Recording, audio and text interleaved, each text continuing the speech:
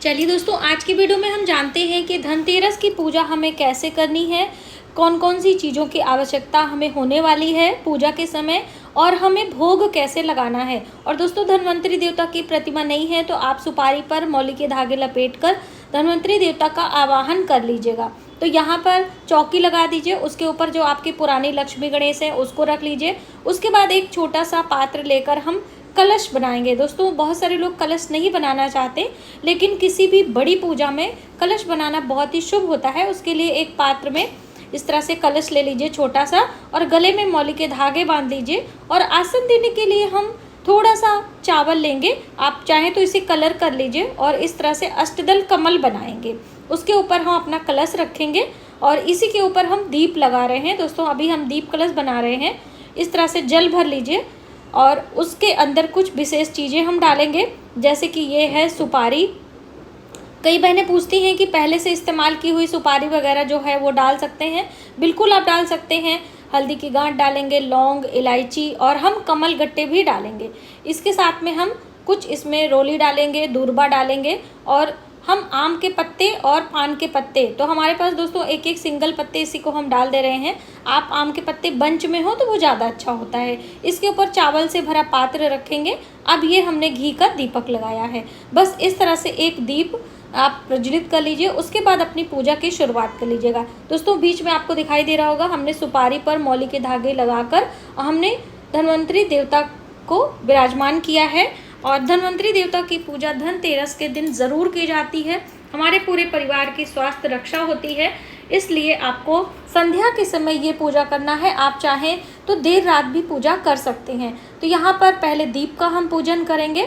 तो हल्दी, कुमकुम, अक्षत, पुष्प चढ़ाकर दीप देवता को प्रणाम करेंगे। किसी भी पूजा में सर्वप्रथम दीप देवता की पूजा की जाती है, चौकी पर सभी चीज़ें विराजमान करने के बाद में। अब इसके बाद आपको इस तरह से जल घुमाकर प्रणाम करना है। अभी दोस्तों, आप संकल्प ले लीजिए, सभी देवी देवताओं का आवाहन कर लीजिए। तो सबसे पहले हम यहाँ पर अक्षत, पुष्प और थोड़े से ये देखिए दक्षिणा लेकर हम सबसे पहले संकल्प लेंगे कि हे माँ लक्ष्मी, भगवान गणेश और कुबेर देवता के साथ में धन्वंतरी देवता के पूजन करने का प्रयास कर रहे हैं। आप हमारी पूजा को सफल करें, हमारे पूरे परिवार को निरोगी काया दे, हमारे घर में धन लक्ष्मी स्थिर रूप से विराजमान हो। उसके बाद फिर थोड़े से अक्षत, पुष्प, जल लेकर देवी देवताओं का आवाहन करेंगे। तो जैसे यहाँ पर हमारे धन्वंतरी देवता को मैंने बनाया है, इसी तरह से कुबेर नहीं है प्रतिमा, तो आप उनका भी आवाहन इस तरह से करके और हम पूजा की शुरुआत करेंगे। तो धन्वंतरी देवता का, हे धन्वंतरी देवता, हे कुबेर देवता, हम आपकी पूजा अपने घर की सुख, समृद्धि, स्वास्थ्य, रक्षा के लिए चाहते हैं। आप विराजमान हो और हमारी पूजा को स्वीकार करें। बस इस तरह से करके हम देवी देवताओं का आवाहन करके सभी चीज़ों पर जल छिड़क करके, शुद्धिकरण करके, प्रणाम करके, धूप दीप जलाकर पूजा की शुरुआत करेंगे। दोस्तों, बहुत ज़्यादा शोर आ रहा था, इसलिए आवाज़ हमने म्यूट करी है और हम ओवर वॉइस कर रहे हैं, जिसको आपको अच्छे तरीके से सभी चीज़ें सुनाई दें। तो बस इस तरह से, अगर आपकी मिट्टी की प्रतिमा है पुरानी तो आप वो भी रख सकते हैं। हमारे पास यहाँ पर ये प्रतिमा है कागज़ की, तो उसे ही मैंने यहाँ पर विराजमान किया है। हमारी प्रतिमा में कुबेर देवता, गणेश जी और माता सरस्वती और माँ लक्ष्मी विराजमान है। आपके चित्र में जो भी हैं आप उनका पूजन कर सकते हैं। अब भगवान गणेश प्रथम पूज्य देवता हैं और धनत्रयोदशी से लेकर भाई दूज तक पूजा की जाती है, तो आप ज़रूर हर दिन पूजा करिएगा। अब हम सबसे पहले जल से स्नान कराने का भाव करेंगे, ठीक है। उसके बाद हम मौली के धागे से वस्त्र बनाकर पहनाएंगे। आप चाहें तो एक कोई चुनरी भी हो, आप उसको भी डाल सकते हैं। तो इस तरह से जब कई देवी देवताओं की पूजा करते हैं तो आप एक साथ भी कर सकते हैं, कोई प्रॉब्लम नहीं है, और अलग अलग भी रख सकते हैं। तो यहाँ पर एक मौली का धागा है जो कि हम धन्वंतरी देवता को अर्पित करेंगे, पीले रंग का है। इस तरह से कोई भी कलर का होगा तो चलेगा। अब उसके बाद हम हल्दी कुमकुम का तिलक करेंगे। तो यहाँ पर भगवान गणेश प्रथम पूज्य देवता हैं, उनको तो सिंदूर का टीका, हल्दी का टीका, कुमकुम का लगाया जाता है। इस तरह से हम माता लक्ष्मी को, माता सरस्वती को और कुबेर देवता की भी पूजा इसी के साथ में की जाती है। आप चाहें तो अलग से सुपारी पर विराजमान कर सकते हैं, और ये धन्वंतरी देवता को भी हल्दी का तिलक करेंगे। तो इस तरह से सभी देवी देवताओं को चंदन तिलक कर लीजिए। दोस्तों, बीच में श्रीयंत्र रखा हुआ है, तो आप ज़रूर श्रीयंत्र की पूजा करिएगा।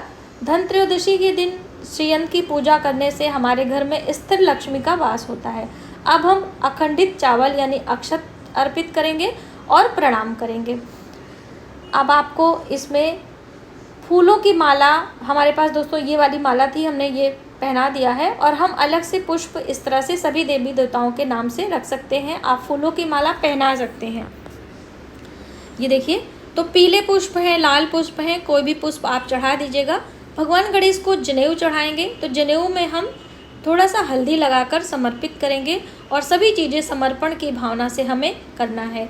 भगवान गणेश को दूर्बा बहुत ही प्रिय है, तो हम दूर्बा थोड़ा सा तोड़ लेते हैं, क्योंकि बड़ा बड़ा जो मार्केट में झाड़ मिलता है वो नहीं चढ़ाना चाहिए। आगे का त्रिअंकुर 3 अंकुर दूर्बा भगवान गणेश को अर्पित करना चाहिए। उसके बाद माता लक्ष्मी, माता सरस्वती को ये हम इत्र चढ़ाएंगे। अब उसके एक एक चीज़ दोस्तों, अगर आप कोई चीज़ भूल भी जाते हैं तो जब भी याद आता है ज़रूर अर्पित करिए। भगवान आपके भाव के भूखे होते हैं। और इस तरह से धूप दीप करके अब हम माता को भोग लगाएंगे। तो भगवान गणेश का प्रिय यहाँ पर हमने लड्डू लिया है, माता को खील और बताशे का भोग लगाया है। धन्वंतरी देवता को अलग से भोग लगाते हैं। तो यहाँ पर आप देख सकते हैं, ये इस पर करी पत्ता है, हल्दी की गांठ है, लौंग, इलायची और आंवला। तो जितनी भी औषधीय चीज़ें होती हैं वो हम भेंट करते हैं। और यहाँ पर खील, बताशे और पोहा यानी चूड़े का भोग लगता है माता लक्ष्मी को, माता सरस्वती को। इस तरह से सभी देवी देवताओं को भोग आप अर्पित कर दीजिए और जल घुमाकर आचमन करके प्रणाम करते हैं। तो देखिए, आप जो ये भोग है इसे बाद में हमें क्या करना वो भी हम आपको बताएंगे, लेकिन माता को बिलपत्र चढ़ा दें। दोस्तों यहाँ पर जैसे रखा रहता है ना, तो मैं वीडियो में आपको कभी कभी कोई चीज़ मिस भी हो जाती है, तो आपको खुद से ध्यान करके वो चीज़ें माता को अर्पित करनी होती हैं। ठीक है। अब इसके बाद आपको फल, जो आपके पास मौसमी फल हैं, केले हैं, कदली है और सेब है, नारंगी है, जो भी है वो आप भाव से अर्पित कर दीजिए। ये है तांबूल, यानी कि 5 सुपारी, लौंग, इलायची भी माता को हम भेंट करेंगे और दक्षिणा उसके साथ में आपको भेंट करना चाहिए। सभी देवी देवताओं को दक्षिणा, तांबूल, फल, मिठाई जो भी है आप करके प्रणाम करेंगे। और उसके बाद हम पढ़ेंगे कनक धारा स्तोत्र का पाठ है। दोस्तों इसमें श्री सूक्तम है, कनक धारा श्लोक है और लक्ष्मी सूक्तम है, लक्ष्मी स्तोत्र है। तो आप पूरा ही पढ़ सकते हैं या फिर कोई एक मंत्र लेकर आप उसे भी पढ़ सकते हैं। ठीक है, ये चीज़ें बहुत ज़रूरी होती हैं। देखिए, मार्केट से हम जो भी चीज़ें खरीद कर लेकर आए हैं उस दिन हमें पूजा नहीं करनी है। आप पहले से उसमें तिलक करके सिर्फ रख देंगे। चाहे आपने झाड़ू खरीदा है, चाहे आपने कोई बर्तन खरीदा है, सोने चांदी की चीज़ें खरीदी हैं, वो सब आपको सिर्फ तिलक करके रखना है। और जिस दिन दीपावली होगी, अमावस्या वाले दिन, आपको उसे माता लक्ष्मी के पूजन में इस्तेमाल करना है। कनक धारा स्तोत्र का पाठ, श्री सूक्तम का पाठ बहुत ही शुभ माना जाता है, तो आप अपने घर में ज़रूर करिएगा दोस्तों। बार बार हम आपको रिक्वेस्ट कर रहे हैं क्योंकि इन सब विशेष दिनों में हमें करना होता है। अब बात आती है माला जपने की। तो देखिए, माँ लक्ष्मी का पूजन हो और मंत्रों का जप ना हो, ऐसा तो हो ही नहीं सकता है। तो यहाँ पर कमलगट्टी की माला है, उस पर हम माता लक्ष्मी के मंत्रों का जप करेंगे। तो माँ लक्ष्मी के मंत्र हमने कई बार आपको बताया है, सूक्ष्म मंत्र हैं, बीज मंत्र है, या फिर आप कनक धारा स्तोत्र से भी कोई मंत्र चुन सकते हैं। हिंदी में, संस्कृत में, इंग्लिश में कैसे भी करके पढ़ सकते हैं। तो ये देखिए, माला को जो सुमेरु अपने तरफ रखेंगे और मिडिल फिंगर पर अपनी माला को रखकर अंगूठे से मनके को अपनी तरफ नीचे की ओर सरकाते हुए मंत्रों का हम जप करेंगे। मंत्र जप: ओम श्रीं श्री नमः, ओम श्रीं ह्रीं श्री कमले कमलालय प्रसीदा प्रसीदा श्रीं श्री महालक्ष्मी नमो नमः। इस तरह से मंत्रों का जप करेंगे। उसके बाद माता लक्ष्मी की आरती करेंगे। दोस्तों बहुत सारी बहनें पूछती हैं कि हमें किसकी आरती करनी चाहिए। तो देखिए, प्रथम पूज्य देवता भगवान गणेश के साथ माता लक्ष्मी की पूजा की जाती है, तो माँ लक्ष्मी की ही पूजा में हमें उनकी ही आरती करनी है। कितने भी देवी देवताओं का एक साथ पूजन करें, लेकिन जो प्रमुख हैं उन्हीं देवी देवताओं की आरती हमें करना चाहिए। तो हमने माँ लक्ष्मी की आरती की है, उसके बाद माँ को आरती दिया है भाव से, और स्वयं आरती लेकर माता को हम प्रणाम करेंगे। क्योंकि देखिए, हम इंसान हैं, कुछ भी भूल चूक हो जाती है, तो इससे आपको माफ़ी क्षमा ज़रूर मांगना चाहिए और आपको अपनी मनोकामना भी बोलनी चाहिए। माता से स्थिर लक्ष्मी का वास हो, हमारे घर में सुख समृद्धि आए, क्लेश खत्म हो, हमारे पूरे परिवार की निरोगी काया रहे। धन्वंतरी देवता की पूजा पूरे वर्ष में आज के ही दिन होती है, इसलिए धन त्रयोदशी पर आप ज़रूर पूजा करें। और उसके बाद जो ये भोग प्रसाद है, इसका हमें क्या करना है, तो देखिए, चाहे धन्वंतरी देवता की पूजा हो, चाहे माता लक्ष्मी की, चाहे भगवान गणेश की, सभी भोग प्रसाद को आप अपने रसोई में अपने बच्चों के लिए, अपने परिवार के लिए इसका इस्तेमाल करेंगे। तो जैसे करी पत्ता वगैरह है तो आप खाने बनाने के लिए, करी पत्ता छौंक लगाने के लिए, या फिर हम बात करें आंवले का है तो आप चटनी बना सकते हैं बॉयल करके। ऐसे तरीके से आप इन्हें इस्तेमाल करें। यहाँ पर जो फल है आप प्रसाद बांट दीजिए, और जो ये खील बतासे हैं इन्हें भी हम पूरे परिवार में प्रसाद के रूप में लेते हैं। और जो लौंग इलायची हमने चढ़ाया है वो भी आप इस तरह से अपनी रसोई में इस्तेमाल कर सकते हैं। दोस्तों, दीपों की हम बात करें तो ये दीपक आपको रात्रि भर लगाना है। धन त्रयोदशी की रात्रि में थोड़ा सा घी और हम डालेंगे, जिससे कि ये लगातार कंटिन्यू हमारा दीपक जलता रहे, और बीच में आपको एक बारी रात को फिर से घी इसमें डाल देना है। तो ये दीप हम जब चौकी पर लगाते हैं तो यहीं पर अखंड दीप आप लगा लीजिए, चाहे आपका छोटा दीपक हो चाहे आपका बड़ा दीपक हो।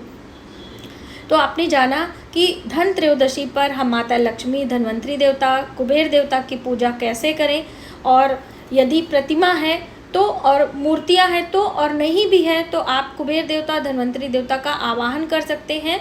और उसके बाद जब 5 दिन हो जाएगा तब आप इनका विसर्जन कर सकते हैं। जो सुपारी पर हमने बनाया है उसको आप विसर्जित कर दीजिएगा, फूलों के साथ में, पुष्पों के साथ में।